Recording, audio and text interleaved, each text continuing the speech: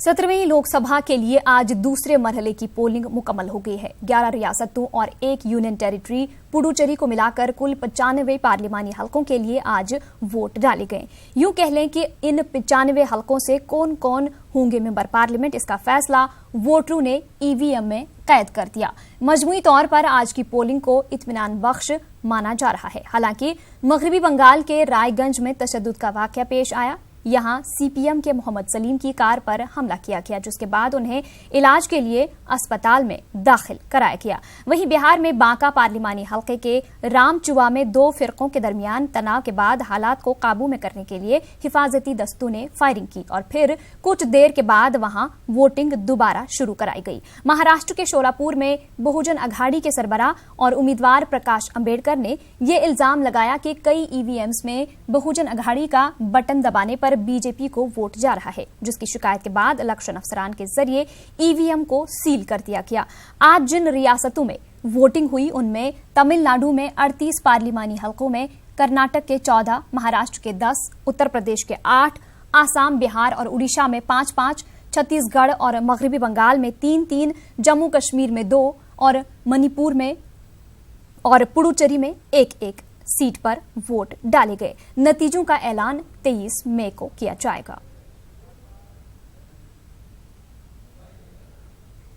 Congress leader व समाजी कारकुन तहसीन पूनावाला ने बीजेपी की जानिब से साध्वी प्रज्ञा सिंह ठाकुर को भोपाल सीट से उम्मीदवार बनाए जाने पर सख्त एतराज जताया है। तहसीन पूनावाला ने इस जिम्न में इलेक्शन कमीशन को एक खत लिखा है, जिसमें साध्वी प्रज्ञा सिंह ठाकुर के चुनाव लड़ने पर पाबंदी की अपील की गई है। तहसीन पूनावाला ने इलेक्शन कमीशन को लिखे खत में साध्वी को मालेगांव धमाका 2008 की मुलजिम करार देते हुए उन पर जारी मुकदमे का जिक्र किया है और इसी बुनियाद पर साध्वी प्रज्ञा के इलेक्शन लड़ने पर पाबंदी की अपील की है।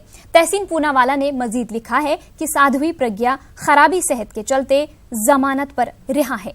वाज़ेह रहे कि कांग्रेस के सीनियर लीडर दिग्विजय सिंह भोपाल पार्लिमानी सीट से कांग्रेस के उम्मीदवार हैं।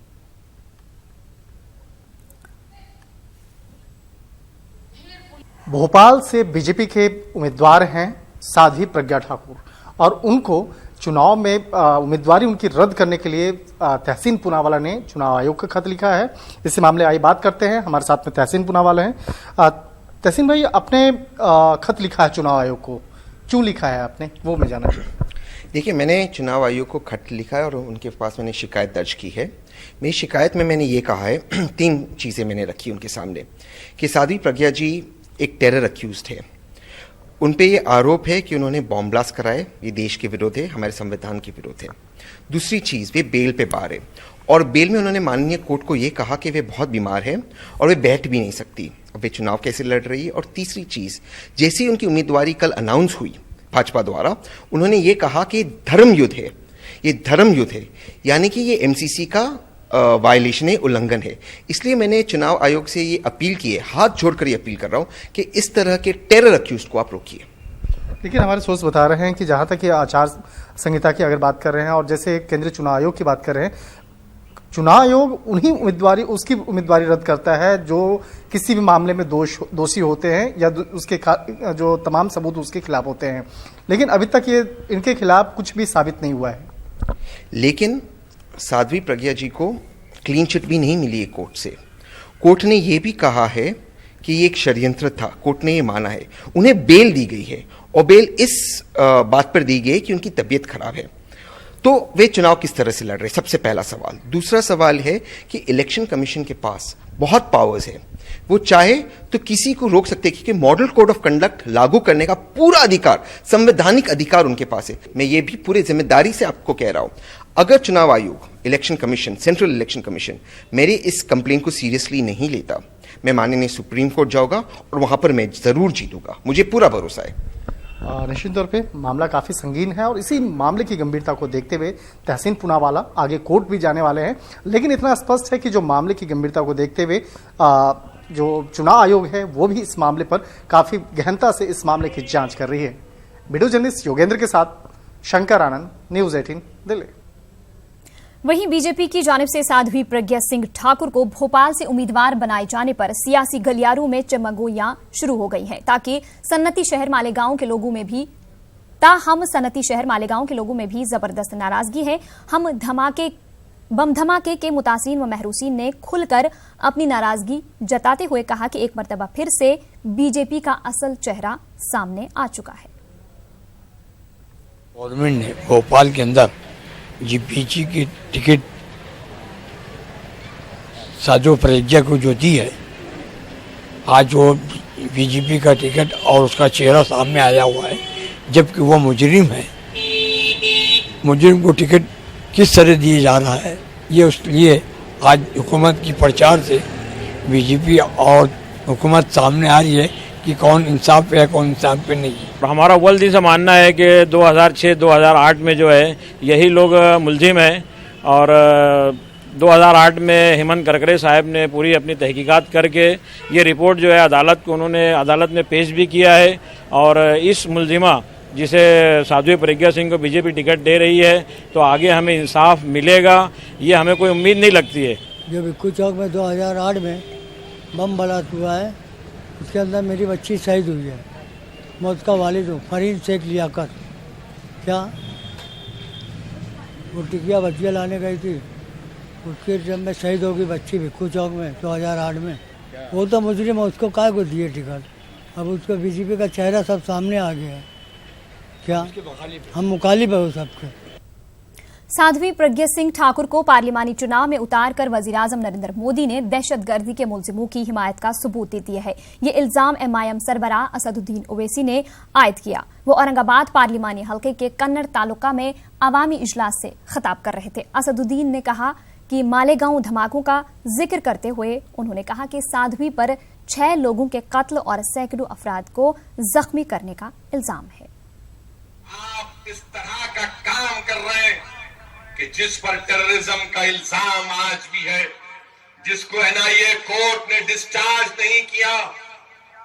तुम्हारी एनआईए ने कहा था कि प्रज्ञा ठाकुर के खिलाफ एविडेंस नहीं है, तो एनआईए कोर्ट ने कहा कि मोटरसाइकिल ये मोहतरमा की है, और उस साध्वी को जिस पर आज भी इल्जाम है मालेगांव के 6 लोगों के कत्ल का, टेररिज्म का, 100 लोग जख्मी हुए, उनमें से 10 को मैंने मुलाकात की थी। किसी का हाथ नहीं चलता, किसी का पैर नहीं चलता, किसी की आंख चले गई। हिंदुस्तान के वजीर आजम, तुम झूठे हो, तुम झूठों के शहींशाह हो। तुम टेररिज्म से लड़ना नहीं चाहते। अगर तुम टेररिज्म से लड़ना चाहते थे, तुम में इखलास था, सिंसियरिटी थी, तो तुम एक पार्लियामेंट की सीट के लिए जिस पर टेररिज्म का चार्जेस है, तुमने उसको कैंडिडेट बनाया। बताओ वजीर आजम, जो लोग मालेगांव में मर गए, ये तुम्हारी जीरो टॉलरेंस है, ये तुम्हारा जीरो टॉलरेंस है। हिंदुस्तान की जनता, क्या आज आप ये देखकर खामोश रहेंगे? मगरबी बंगाल और यूपी 2019 में सरकार बनाने में अहम रोल निभाएंगे। न्यूज 18 के साथ एक्सक्लूसिव इंटरव्यू में मगरबी बंगाल की वजीर आला ममता बनर्जी ने ये दावा किया। नेटवर्क 18 के editor in chief Rahul Joshi ने ममता बनर्जी से खास बातचीत की। आपको लगता है मेन ऑपोजिशन पार्टी स्टेट में अब बीजेपी हो गई है? हम ऐसा कुछ नहीं मानते। ऑपोजिशन अभी हमारा स्टेट में देखो, असेंबली में उसका खाली 3 सीट है और लोकसभा में 2 सीट है। सपना देखना होता है, लेकिन सपना कबूल करने का मालूम होना चाहिए। उन्होंने सपना दिखाता है बड़ा बड़ा बात करके, झूठा बात करके, बहुत बड़ा बड़ा गंदा गंदा बात करके, लेकिन सपना देखने के लिए जो दिल चाहिए वो दिल उसका पास नहीं है। इसी के लिए बहुत आसानी है कहने का, मैं ये करेगा वो करेगा। This time I am telling you, Bengal and UP will be the decision making factors. ये दोनों मिलकर गवर्नमेंट बनाएगा। 2019 के पार्लिमानी इंतखाबात से अवामी मसाइल दूर होते जा रहे हैं। तरक्की के नाम पर सियासी पार्टियों ने अपनी इंतखाबी मुहिम को शुरू जरूर किया था, लेकिन जैसे जैसे इंतखाबी मरहले नजदीक आते जा रहे हैं, सियासी पार्टियों की मुहिम से तरक्कियाती मंसूबे न सिर्फ दूर होते जा रहे हैं, बल्कि तरक्कियाती मंसूबों की जगह अब जात पात, धर्म, हिंदुत्व और जाती मामलात की होने लगी है। सियासत से इखलाकी कदरों के जवाल और अवामी मसाइल से चश्मपोशी ने दानिश्वर तबके को फिक्र में मुब्तला कर दिया है। पेश है यह खास रिपोर्ट।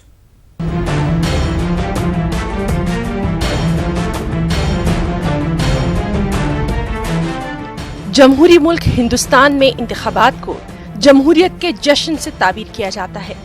इंतखाबात जब आते हैं तो सियासी पार्टियां अपने एजेंडे के साथ आवाम के बीच पहुंच जाती हैं और वहीं आवाम को भी बरसर इक़्तिदार जमात के काम और उनकी गफलत और कोताहियों का जवाब देने के साथ साथ अपनी पसंद के लीडर और सियासी पार्टी को चुनने का मौका मिलता है। 2019 के पार्लिमानी इंतखाबात की अगर बात करें तो इंतखाबात शुरू होते वक्त सियासी पार्टियों की रैलियों, जलसों और तकारीर में मुल्क को तरक्की की राह पर ले जाने की बातें जरूर सुनने को मिल रही थी, लेकिन अब इन बातों की जगह जात-पात, धर्म, मजहब और हार्ड हिंदुत्व और सॉफ्ट हिंदुत्व की होने लगी है। भोपाल पार्लिमानी सीट पर भी कुछ ऐसा ही नजारा देखने को मिल रहा है। बीजेपी ने इंतखाबी मैदान में साध्वी प्रज्ञा सिंह को उतारा है। कांग्रेस ने सीनियर लीडर दिग्विजय सिंह को मैदान में उतारकर अपनी जीत को यकीनी बनाने की कोशिश की है, लेकिन इन लीडरान के यहाँ भोपाल की तरक्की की बात न होने से दानिश्वर तबका बेहद फिक्रमंद है। क्या कुछ कहते हैं दानिश्वर, आप भी सुनिए। गवर्नमेंट कोई भी आए, लेकिन इनके एजेंडा में आप देखिए तो या तो हिंदुत्व की बात है, सॉफ्ट और हार्ड हिंदुइज्म की बात है, न कोई डेवलपमेंट की बात कर रहा है, न कोई इंडस्ट्री की बात कर रहा है, न यहाँ के भोपाल के ऐसी प्रॉब्लम्स जिसमें कि खास तौर से गैस विक्टिम्स के लिए कोई बात कर रहा है। इंडिविजुअल अटैक्स कर रहे हैं एक दूसरे पर। भाई उसको कीचड़ उछालने से फायदा क्या? असल तो ये है कि आप अपना काम बताएं कि आपको क्या करना है, अच्छा आप क्या किस तरह डेवलपमेंट में मदद करेंगे, क्या होगा आगे। ये तो टोटल जो है मजहबियात के ताल्लुक से हो रहा है। भाई हमारे दूसरे मसाइल भी तो हैं, आप उन लोगों को खड़ा कर रहे हैं, यहाँ कातिल हो, चोर हो, सब जितने भी हैं वो सब मैदान में आ रहे हैं और पार्टियां उनको बढ़ावा दे रही हैं। वो महताब आलम का एक शेर है कि इन कातिलों को कौन मुकदमा चलाएगा, जिनको लिया पनाह में आलम पनाह में। भोपाल पार्लिमानी सीट में 8 असेंबली हल्के आते हैं और इसमें मुस्लिम वोटर्स का तनासुब 41% है। साथ ही गैस मुतासिर वोटर्स की तादाद 6.5 लाख के करीब है। लेकिन इस बार के पार्लिमानी इंतखाबात में सियासी पार्टियों के नुमाइंदों के जरिए भोपाल के लाखों गैस मुतासिरीन के इलाज, मुआवजा और उनकी बाजाबातकारी की बातें न होकर इंतखाबात को धर्म युद्ध करार देने से आम वोटर मायूस नजर आ रहा है। देखिए, भोपाल के अपने मसाइल, सबसे बड़ा मसला इस वक्त पानी का मसला बना हुआ है। गैस राहत का मामला आज तक हल नहीं हो सका है, मुआवजा लोगों को नहीं मिल सका है, बेरोजगारी अपनी जगह है। कोई बड़ा तालीमी ऐसा इदारा पूरे साउथ में देखिए, एक से बढ़ के एक इदारे हैं, भोपाल में क्यों नहीं है? तो ये और इस तरह की चीज़ें जो हैं वो भोपाल के जो भी उम्मीदवार हैं उनको इन चीज़ों को हाईलाइट करना चाहिए, इन चीज़ों पर जोर देना चाहिए। जो भारतीय जनता पार्टी की जिनको टिकट मिला है वो यहाँ खड़ी हुई हैं, उन्होंने आते ही कह दिया है कि ये लड़ाई जो है, ये इंतखाब जो है, ये एक लड़ाई की शक्ल में है और ये मज़हब की जंग है। जब आदमी सीधा सीधा जंग को मज़हब की जंग करार दे दे तो इससे साफ जाहिर होता है कि वो किस तरह वोटों को डिवाइड करना चाहते हैं। राजधानी भोपाल में 1962 में BHEL कारखाना कायम किया गया था। इसके बाद आज तक कोई दूसरा बड़ा कारखाना लगाया तक नहीं गया जिससे यहाँ के अवाम को रोजगार के मौके हासिल हो सके।